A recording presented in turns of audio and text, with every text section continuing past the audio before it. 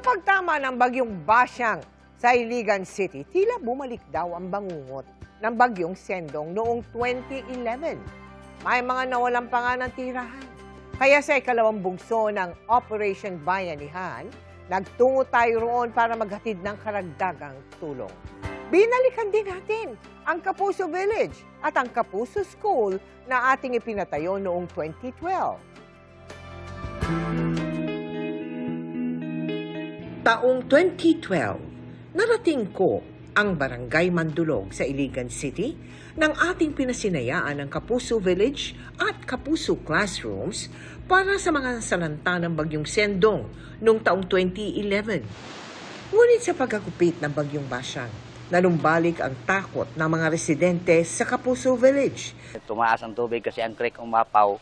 Mga kasamahan namin rito kasi yung natroma kasi ito sa Sindong noon.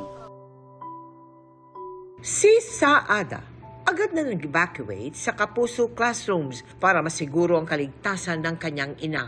Maraming salamat sa Kapuso dahil nagbigay sila ng building na school at yung mga tao mag-evacuate. Hindi akalain ni June Ray natatangayin ng baha ang kanilang bahay dahil bago lang ang itinayong flood control project sa kanilang barangay. Akala namin safe na kami dito kasi may flood control na. Hindi akalain namin na bumigay yung flood control nila. Konti lang yung mga bakal.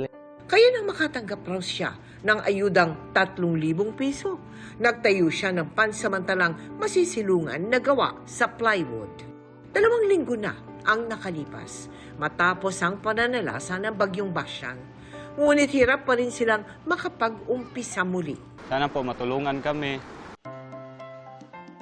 Sa pangalawang bugso ng ating Operation Bayanihan, nagtungo ulit tayo sa Iligan para mamahagi ng food pack sa 8,000 individual sa Barangay Mandulog, kasama ang 2nd Mechanized Infantry Magbalantay Brigade ng Philippine Army. GMA Kapuso Foundation na kahit pa paano hindi nyo kami nakalimutan mula nung Bagyong Sendong hanggang ngayong Bagyong Basyang. At sa mga nais tumulong, maaari po kayong magdeposito sa aming mga bank account o magpadala sa Cebuana Luwilier. Pwede ring online via GCash, Shopee, Lazada, Globe Rewards at Metrobank Credit Card.